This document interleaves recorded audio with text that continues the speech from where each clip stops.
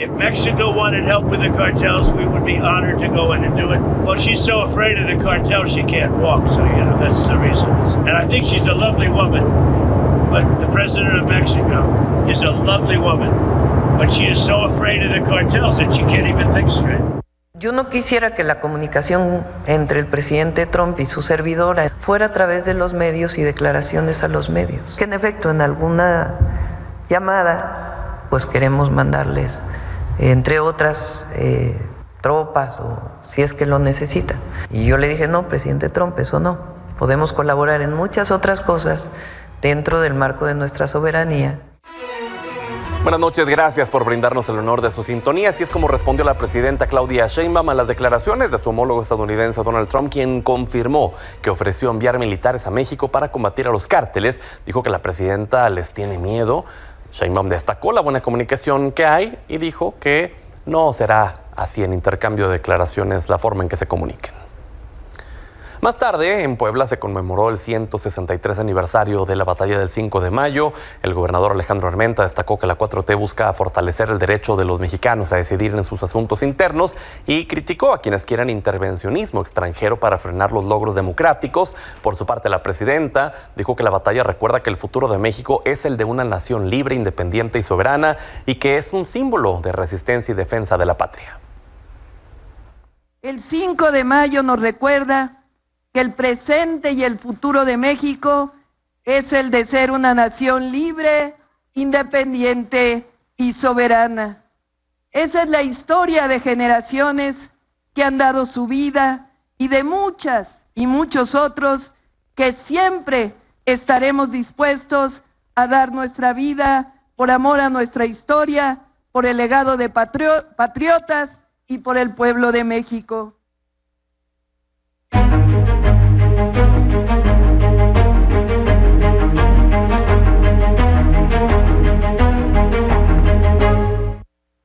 El Congreso de la Unión, a través de sus presidentes Sergio Gutiérrez Luna de la Cámara de Diputados y Gerardo Fernández Noroña del Senado, solicitaron al INE cancelar el registro de 26 candidaturas a jueces y magistrados, 18 por estar vinculados con investigaciones por delitos como abuso sexual, peculado, amenazas, lesiones y delincuencia organizada, y el resto por no acreditar un mínimo de 8 de calificación en sus estudios de licenciatura. Pero los presidentes de ambas cámaras entregaron documentos con errores otra vez. Confundieron las siglas EF, que significan en funciones, con Ejecutivo Federal. Terminaron, escucha bien, acusando al gobierno de postular a perfiles indebidos, pero que en realidad son candidaturas que buscan ratificar su cargo actual. Día 38 de las campañas rumbo a la elección judicial. ¡México! ¡México! ¡México! ¡México! ¡México! ¡México! La gesta heroica de la Batalla de Puebla, cuando México derrotó al ejército francés el 5 de mayo de 1862, fue motivo de comentarios de las candidatas a ministras de la Suprema Corte. Sin independencia no hay justicia real. Hoy 5 de mayo recordamos una batalla que nos devolvió libertad y dignidad a todos los mexicanos, la Batalla de Puebla. Ese espíritu de resistencia. Ya volviendo a campañas, las candidatas y candidatos subieron a redes mensajes de sus visitas a calles, plazas y mercados en donde escucharon a la gente. Lenia Batres, quien busca repetir en el cargo, estuvo en Aguascalientes y fue a la Feria de San Marcos. Fíjense que tuve la oportunidad de platicar en un foro organizado por jóvenes pro derechos humanos sobre el estado de la justicia, del poder judicial en nuestro país. Y después nos fuimos a caminar en la grandísima y famosa Feria de San Marcos, que todavía está aquí en Aguascalientes. Por su parte, la fiscal Sara Irene Herrerías estuvo en Tepoztlán y Querétaro. Vine a Tepoztlán, en el Estado de México, para invitar a la gente a votar, y fue muy importante para mí escuchar a las personas sobre su percepción de la justicia. César Gutiérrez Priego aprovechó para celebrar su cumpleaños y postear una foto de cuando era un infante. En Xochimilco, Yasmín Esquivel caminó entre mercados recordando que la justicia empieza con el rostro humano de cada comunidad. En tanto, Dora Martínez Valero señaló que cada expediente que llega a un tribunal no es un papel, sino vida que merece ser escuchada. Sofía era una bebé cuando su mamá pidió pensión alimenticia. Hoy tiene 19 años y no ha recibido ni un peso. Don Mateo, campesino indígena, tardó meses en entender su juicio. No le dieron un intérprete en su lengua. Y eso que su sentencia era a favor. Rosario trabajó toda su vida. Lleva años esperando su jubilación. Mientras el tiempo pasa, su salud empeora. Para Milenio Noticias, Rubén Mozo. Y hablando de elecciones, el PAN advirtió que denunciará cualquier acto ilegal durante las elecciones locales en Durango y Veracruz. El dirigente nacional del partido, Jorge Romero, durante una visita de trabajo en Durango, acusó que en este proceso electoral su partido no compite contra un instituto político, sino contra el gobierno federal. Además, cuestionó la supuesta rectitud de Morena al aprobar los lineamientos contra el nepotismo y los lujos. Consideró que la 4T se transformó en lo que algún día juró combatir. PAN compite no contra un partido, sino contra el gobierno federal. Así de simple. Y aún así, nosotros en las mediciones que tenemos vamos cada vez despegándonos más. Nosotros vamos a estar al pendiente siempre de que cualquier conducta que se haga, que sea ilegal, la vamos a denunciar. No nos vamos a quedar ni callados, ni blanditos. Lo que no se vale, no se vale. La única transformación que ha habido de la 4T es la de ellos mismos. Ellos se transformaron en exactamente todo aquello que algún día juraron combatir. Esa es su transformación. Mientras que el Partido Verde adelantó que aplicará la prohibición del nepotismo electoral hasta 2030. Así lo confirmó el diputado federal Raúl Bolaños, quien defendió la autonomía de su partido, independientemente de la alianza que mantiene con Morena y el PT. Nosotros vamos a hacer lo que la ley establece y el diputado Monreal fue muy claro que hay marcos normativos que obligan a los partidos a ceñirse a ese marco normativo y el Partido Verde tiene muy claro que tiene autonomía y que se va a ceñir a lo que la ley establece. Lo que quiere decir es que ellos sí van a ir hasta el 30 en el caso del nepotismo. No se rompe la alianza, pero cada partido tiene autonomía. El PT y el Verde tienen autonomía. Esto solo aplica para Morena.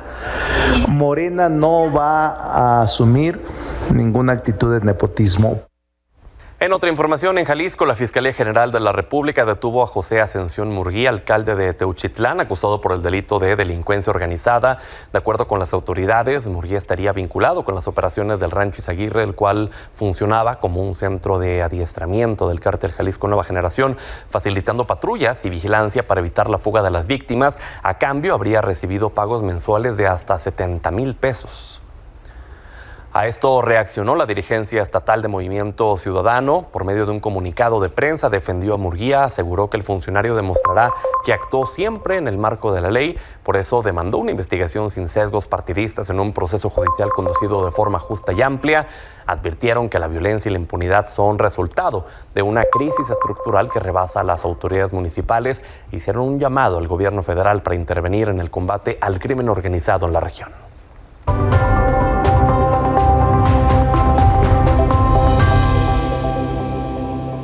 Lunes de Punto Medio, está con nosotros Luisa Gutiérrez, Arturo Ávila y Juan Zavala. Bienvenidos. Buenas noches, Pedro, con gusto de verte. Buenas noches. Antes de entrar de lleno al tema de los lineamientos que se aprobaron en la vida interna de Morena durante el fin de semana, me gustaría aprovechar que está Juan aquí con nosotros para dos temas particulares. Primero, solamente preguntarte del tema que daba a conocer del alcalde de Teuchitlán que fue detenido por supuestamente estar vinculado. La dirigencia estatal de MC lo respalda, la dirigencia nacional también lo respalda. Sí, pues respaldamos el comunicado que sacó la dirigencia de Movimiento Ciudadano estatal. Movimiento Ciudadano ha sido el único partido a nivel nacional que ha defendido firmemente la presunción de inocencia y le pedimos a las autoridades que si hay pruebas en este caso en particular, pues que se exhiban. Lamentablemente en México el caudal probatorio que se necesita para vincular a una persona a procesos sigue siendo bajísimo. ¿Sí? Y nosotros le exigimos a las autoridades, en este caso a la Fiscalía General de la República, que sean exhibidas cuanto antes las pruebas, si es que se tienen, para vincular a nuestro alcalde al proceso. Pero se antojaría muy difícil pensar que un alcalde no sepa que sucedan ese tipo de cosas en su municipio, ¿no? Bueno, pues por eso esperamos entonces, en todo caso, las pruebas. Ahora, en otro tema, la iniciativa que impulsaste de la reducción de la jornada laboral a las 40 horas, pues finalmente ha tenido ya una respuesta. ¿Será paulatina? ¿No será una reducción completa como ustedes lo estaban impulsando, como tú lo estabas proponiendo? ¿Qué opinas al respecto? Bueno, pues obviamente el Movimiento Ciudadano nos da mucho gusto que se vaya a presentar, nos da mucho gusto el anuncio de la presidenta, porque en la bancada de Morena algunas diputadas, algunos diputados habían estado frenando el avance de esta iniciativa. De hecho, por eso yo la presenté, porque desde la legislatura anterior Jorge Álvarez Maínez la había propuesto, la bancada de Movimiento Ciudadano la había propuesta. Luego el coordinador Ricardo Monreal había dicho que pues se había quitado todo lo que se había presentado en la legislatura anterior. Por eso la volví a presentar, para decir, si el problema es que no estaba presentada, pues aquí está.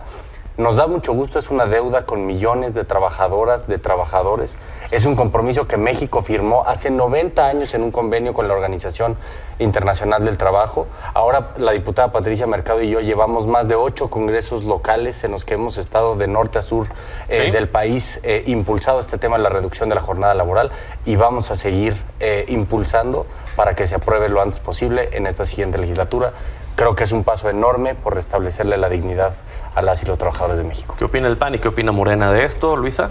Pues mira, decirlo con todas sus letras, por supuesto que desde Acción Nacional vamos a propiciar siempre que exista un trabajo digno y que además también haya gente que pueda regresar a sus casas y pueda estar más tiempo con su familia, pueda dedicarse a sí mismo, a alguna actividad deportiva. Bueno, vamos, insisto, una vida integral, que sí creemos también que tiene que ser muy cuidado. ¿Por qué? Porque no solamente por un tema económico, ¿no? Sino también por un tema en el que las y los trabajadores vean sus derechos completamente cuidados, y que también aquellos que generan empleo no vean en este tema algún inconveniente, sino que sea más bien una oportunidad de sumarle al país. Y por último decirlo, pues el llamamiento a que pues, si tienen la mayoría calificada Morena en el Congreso, pues entonces saque las iniciativas. Cuando ellos quieren sacar sistema judicial, cuando quieren sacar lo que quieran sacar, lo sacan. Si esto es prioridad, tendrá que ya haber salido. Arturo. A mí me llama mucho la atención la hipocresía del PAN siempre. En todas estas mesas,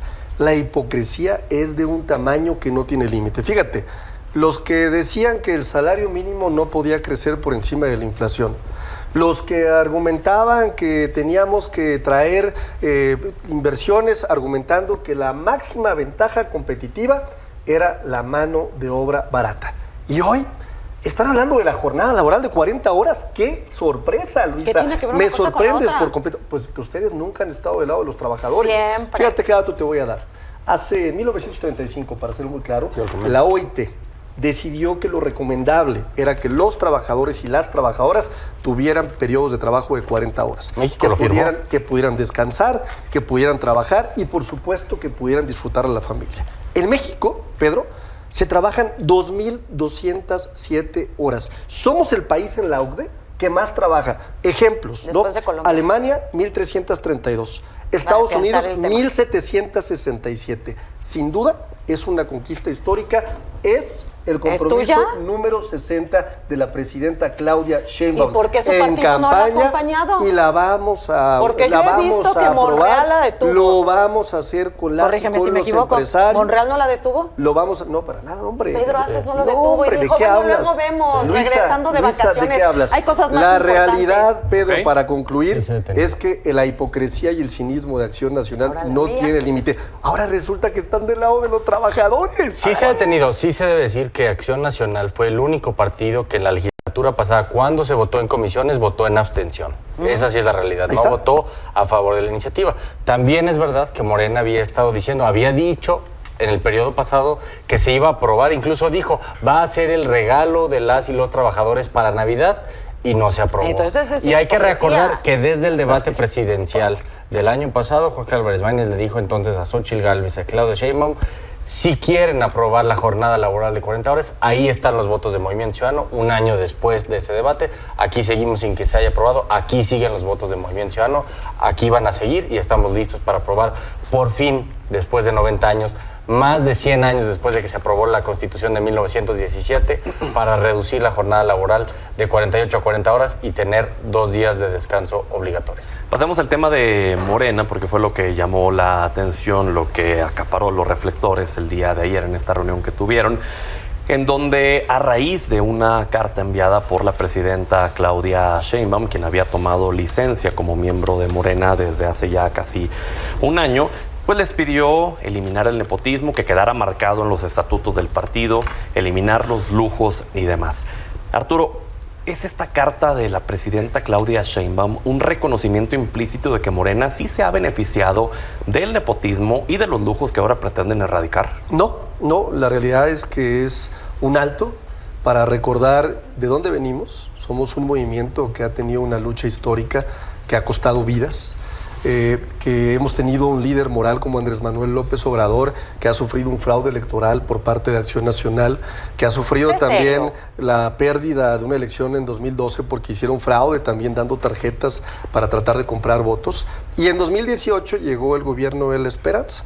Y está basado en un gobierno muy distinto al de ellos, un gobierno del pueblo, un gobierno que no traiciona, que no miente, que no roba, un gobierno con valores muy importantes.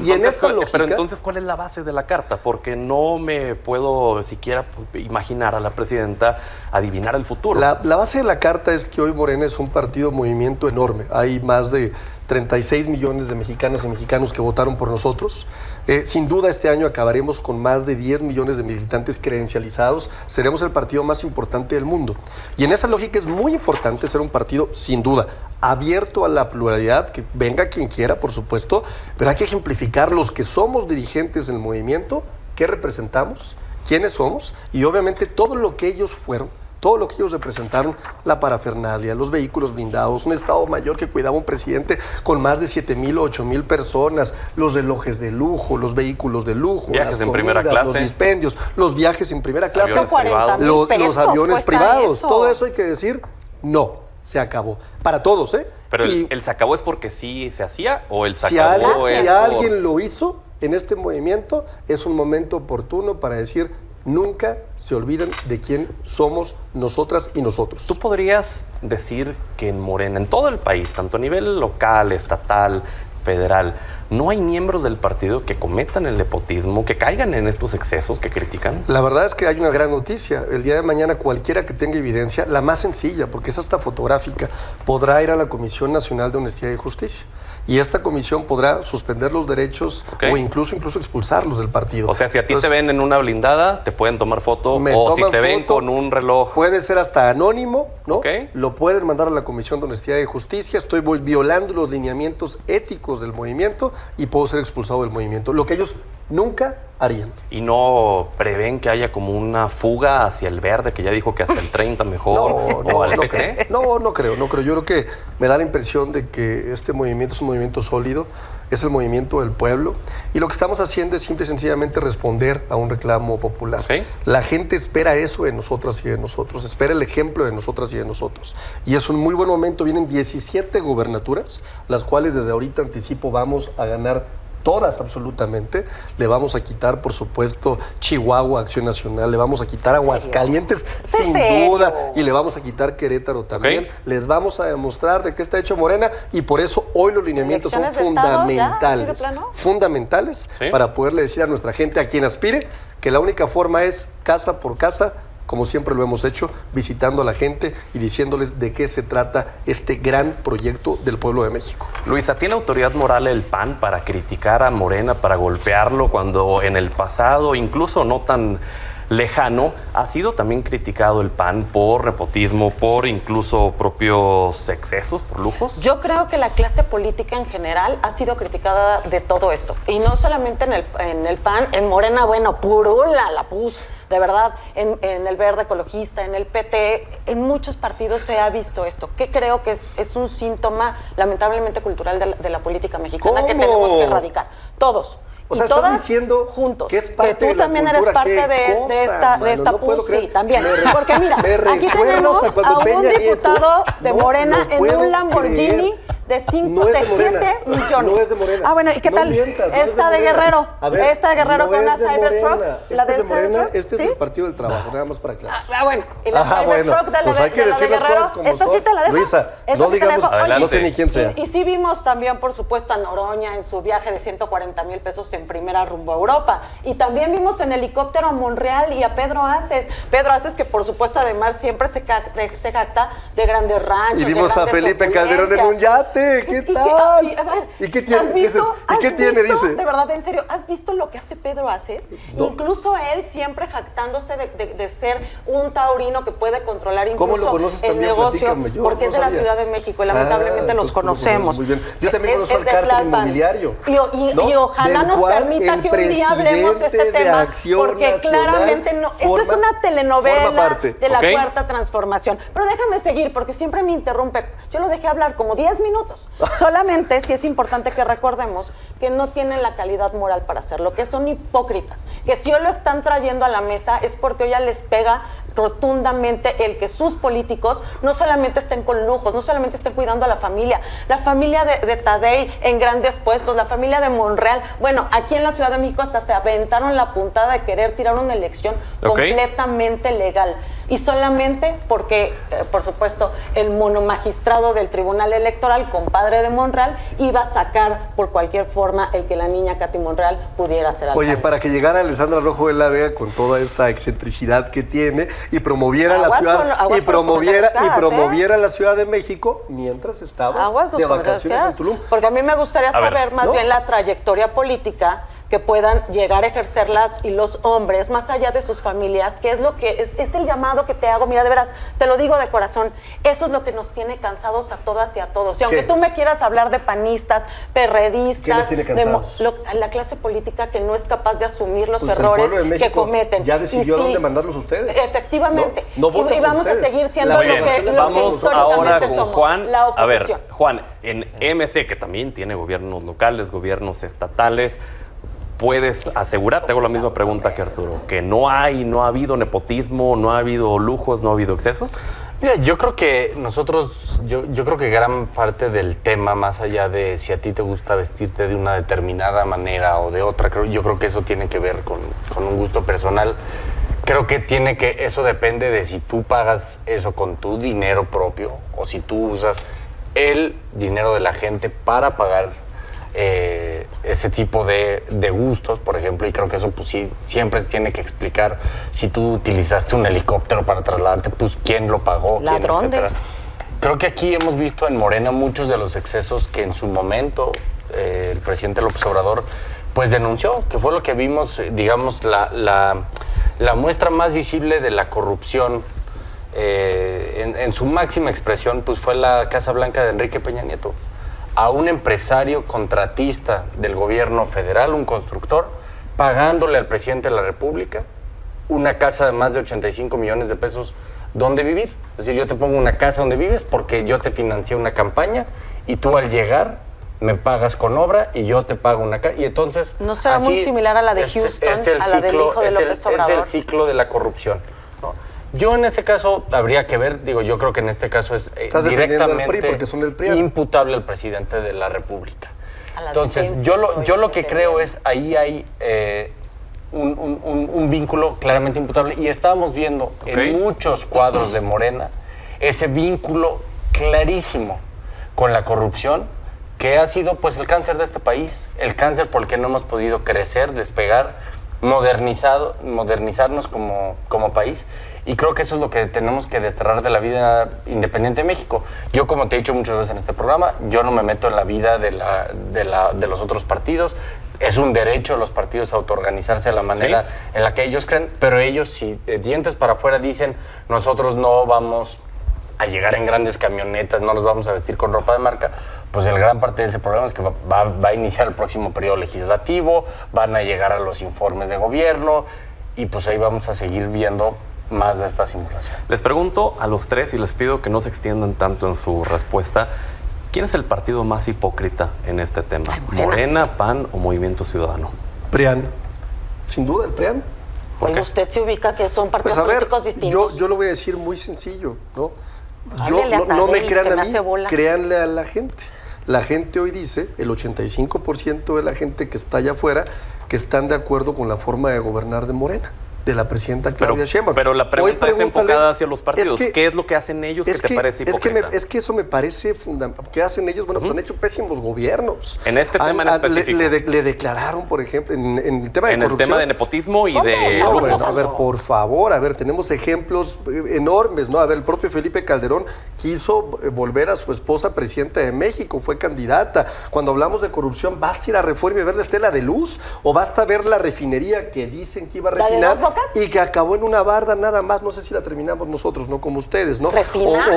O basta ver también a Vicente Fox, cómo le dio a su esposa la operabilidad de los negocios en su momento, y los hijos de Marta Sagún hicieron verdaderamente cualquier cantidad de negocios, o el ejemplo de Enrique Peña Nieto con Grupo Giga, por ejemplo, y la famosa Casa Blanca. Es decir, el PRIAN es el sinónimo de corrupción. Luisa, misma pregunta. No, mira, pues ya, contestó solito. ¿Cuál es el más hipócrita? Pues aquí en la mesa clarito se alcanza a ver. Mira, ahí está. Altagracia Gómez, quien tiene recursos gracias al Fobaproa y es una de las manos derechas más importantes de Claudia Sheinbaum. Eso sí, están muy buenos para decirle a Ernesto Zedillo cómo hizo mal las cosas, pero cuando les recuerdas la historia, su nuevo vocero, se empiezan a esconder, ya mejor te cambio la respuesta, te empiezo a atacar con cosas. Lo cierto es que no tienen cara para darla de frente y explicar de dónde vienen todos esos recursos de Morena. Por favor. Yo hablo por el Movimiento Ciudadano, Pedro, que en todas las encuestas que yo he visto publicadas, en cualquiera, aquí sí pueden agarrar la que sea, el partido que menos rechazo tiene a nivel nacional es Movimiento Ciudadano. Y creo que la gente ve que Movimiento Ciudadano tiene una manera distinta de hacer política, una donde lo que hacemos no se aleja de lo que decimos, que nosotros no vamos por ahí dándonos golpes de pecho, donde no vamos pregonando cosas que no corresponden con lo que hacemos en nuestra vida cotidiana, que eso se corresponde con lo que hacemos en nuestra vida pública y que eso tiene gran parte de por qué hoy somos la segunda fuerza de México, porque lo que hacemos se corresponde con lo que decimos y con lo que le decimos al pueblo de México. Arturo, ¿el PAN aprovecha el momento para golpear a Morena sin autocrítica? Sin duda, a ver, el PAN es el mejor ejemplo de que no tiene ni siquiera agenda política. Todas las semanas se están construyendo algo a partir del entorno político y le tratan de sacar raja política. Hoy ya se inventaron un nuevo vocero, Zedillo. Imagínate, Zedillo, autoritario, matanzas, acteal, Fobaproa justamente. Y este Altagracia, es el nuevo vocero del PRIAN. Y sí son del PRIAN, porque aunque decía Jorge Romero, el líder del cártel inmobiliario, de Acción Nacional, ¿no?, que ya nunca se iban a aliar con el PRI. ¿Dónde están en Durango? Aliadísimos, de la manita, mira, abrazados, con Alito Moreno, su líder, su gran referente. Luisa, ¿le crees realmente a Morena cuando dice que va a eliminar el nepotismo, los lujos, o va a ser solamente de dientes para afuera? Ubicas a Lenia Batres. Ubicas la suburban de Lenia Batres, ubicas que su hermano fue jefe de gobierno y que su hermana hoy es diputada local en el Congreso de la Ciudad de México. Este es un ejemplo de montones que te puedo poner en la mesa sobre Morena utilizando el nepotismo en toda su expresión.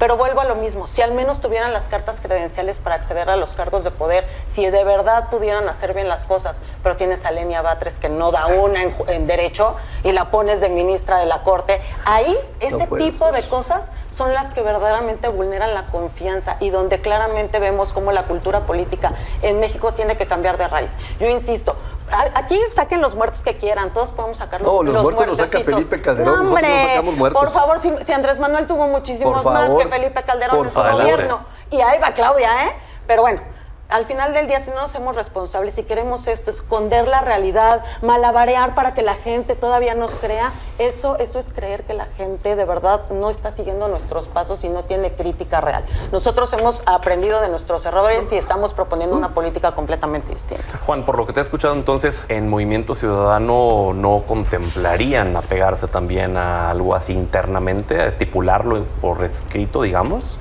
El no nepotismo. Bueno, nosotros lo hemos practicado, es una práctica. En Nuevo León. Sí, de luego, no nos ayuda. Una práctica recurrente, pero a ver, pues, si la gente, nosotros creemos, si la gente lo quiere hacer así, pues que vote por eso. Pero Pero ahorita se está riendo. No, es que me sorprende. Ahorita decía el caso de Felipe Calderón. Nuevo León, me sorprende Arturo, también. vamos a dejar a Juan. Estoy diciendo el caso de Felipe Calderón porque decía el caso de Calderón con Margarita Zavala, que se postuló 6 años después. Pero decía el caso de Monreal, con Katy Monreal, que compitió, tenía el derecho, pero no si ella, sabes a lo que es competir. nepotismo o no. Sí. Nepotismo quiere decir que tú influyes estando en el cargo para que se queden Y en el tu monomagistrado mismo cargo, no quiso. Para Mariana que se Rodríguez queden estaba en tu compitiendo mismo para cargo. gobernadora, Es ¿o no? un ejemplo. Hay requisitos de idoneidad también. Es decir, ¿era idónea? Era un influencer, como todo lo que son ustedes. Pero ustedes la idoneidad... Permítanme. Pero la idoneidad, ¿quién la califica? ¿Dónde está el requisito? La idoneidad, ¿quién la califica? La cantidad de elementos que tenga para poder llevar a cabo una actividad. No, es decir, no, la idoneidad no es para el Poder Judicial, Ejemplo, Lenia Batres, que lo dijo yo. No, escúchame. Eso es para el Poder Judicial. Lenia Batres. Que no hila, tiene maestría, tiene doctorado, tiene estudios, ha estado en el Poder Judicial. Cumple con todos los requisitos. Claro, por supuesto. Y por eso no sabe ley de amparo. Espérame tantito. Mariana Rodríguez cumple. Déjame terminar nada más, rapidísimo. Sí, es que para se nos dejarlo va el tiempo, claro. Arturo. Es que no. Tendría que haber un ministro que dejara. Es que estás confundiendo cargos para el Poder Judicial vamos con Juan. y para un Poder Ejecutivo. Dale, Juan, son dos cargos totalmente distintos. Entonces, creo que estamos confundiendo. Pero nosotros, es algo que nosotros estamos haciendo en la práctica y lo vamos a seguir haciendo aquí en adelante. Nosotros no necesitamos estipularlo. Nosotros lo votamos en contra, tanto en el Senado como en la Cámara de Diputados. Por cierto, el PAN en la Cámara de Diputados, ojalá se revise, tuvo una votación irregular en la cual al final votó en el mismo sentido con Morena, tanto en lo general como en lo particular. En el caso del nepotismo. Les hago una última pregunta y les pido que por favor sea concreto y breve porque ya se nos fue el tiempo, pero hablaban ustedes de la cultura de los políticos y tú hablabas del cansancio de la gente y no me dejarás mentir, Juan, que pues la ciudadanía está cansada de ver a los políticos cómo se enriquecen y se enriquecen a partir de que llegan a los cargos populares. Pero este discurso de la austeridad, ¿de verdad sigue funcionando o es solo un disfraz para justificar abusos y falta de resultados, Arturo? No, por supuesto que sigue funcionando. Tú ve a la presidenta, una presidenta austera, una presidenta que en toda su lucha siempre tocó puertas, fue incluso coordinadora territorial, repartió el periódico Regeneración como lo hacemos todas y todos nosotros, ¿no? Me parece que nosotros fuimos los que pusimos en la agenda política de nuestro país la austeridad republicana, ¿no? Nosotros hicimos las acciones para poder reducir estos gastos que eran terribles de los gobiernos, ¿no? Entonces, no, es un valor fundamental de nuestro movimiento, cosa que no existe, por ejemplo, y no existió nunca en los gobiernos del PRIAN, y cosa que tampoco existe en Nuevo León, ¿eh? Hay que voltear a ver al gobernador de Nuevo León, porque le salen propiedades nuevos a cada rato, le salen ranchos nuevos a cada rato, le sale que es socio de varios despachos, y también, claro, pues si hablamos de Teslas, bueno, pues está lleno también de vehículos de estos que son para pura parafernalia. O sea que también hay que cuidar cuando uno dice, oye, nosotros somos el movimiento que no hace ese tipo de cosas, pues volteen a ver a sus gobernadores, volteen a ver al Alfaro, el desastre que dejó en Jalisco también, ¿no? Juan, ¿quiere responder? Sí, yo creo que una cosa es la austeridad que hay en el gasto, en el ejercicio del gobierno, que eso es cómo se ejercen los recursos, si con el dinero otra vez que debe ejercerse para mejorar la vida de la gente, para darle a la gente mejores oportunidades, construir mejores escuelas, mejores hospitales, mejorar las condiciones para los sistemas de agua, cómo se ejerce ese gasto. Y otra cosa es lo que la gente por sus medios, de lo que viva, ¿para qué usa ese dinero? Pues si alguien decide usar ese dinero para comprar coches caros, para usarlo en propiedades, eso me parece que es parte de una decisión personal. Tú sabes, aquí yo llevo muchos años viniendo a este programa, tú sabes, creo que de alguna manera, cómo vivo yo, y creo que cada quien aquí puede decidir cómo vivir su vida. Creo que una cosa es cómo vivimos nuestra vida privada, y eso creo que me parece que lo ha justificado siempre el gobernador Samuel García desde hace muchos años, cómo vive como abogado, y otra cosa es cómo ejercemos el dinero del gobierno. Luis, contigo terminamos. Pues es que creo que realmente aquí lo que hay que responder es el ladrón de, y aunque sea de verdad una frase muy coloquial, es lo que al final del día enoja a la gente. Si tú sabes que tiene una vida acostumbrada desde antes del ejercicio público, de la utilización de recursos públicos, que tenía una vida determinada, tiene mucho sentido entonces que siga ejerciendo esa misma vida.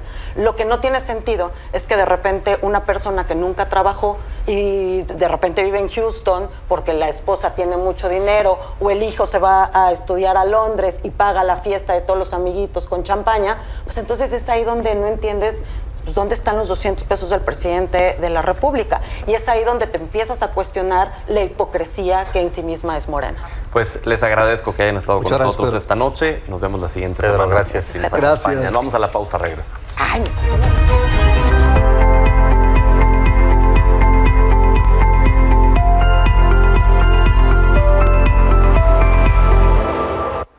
Oigan, estaba leyendo Dominga, esta revista digital de Grupo Milenio, y hubo una crónica que me llamó y me sorprendió porque se trata de Luis Echeverría, que operó como informante de la CIA. Salvador Frausto, bienvenido. A ver, ¿cómo está eso? Así es, muy buenas noches, Pedro. Pues llevamos en Dominga este fin de semana, y lo pueden consultar toda la semana, la historia de cómo, ahora que abrieron los archivos del caso Kennedy, encontramos que Luis Echeverría estaba dentro del aparato de espionaje de la CIA en México.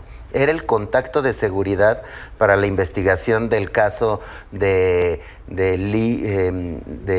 Charlie Oswald, que se me fue ahorita el nombre, del asesino de Kennedy.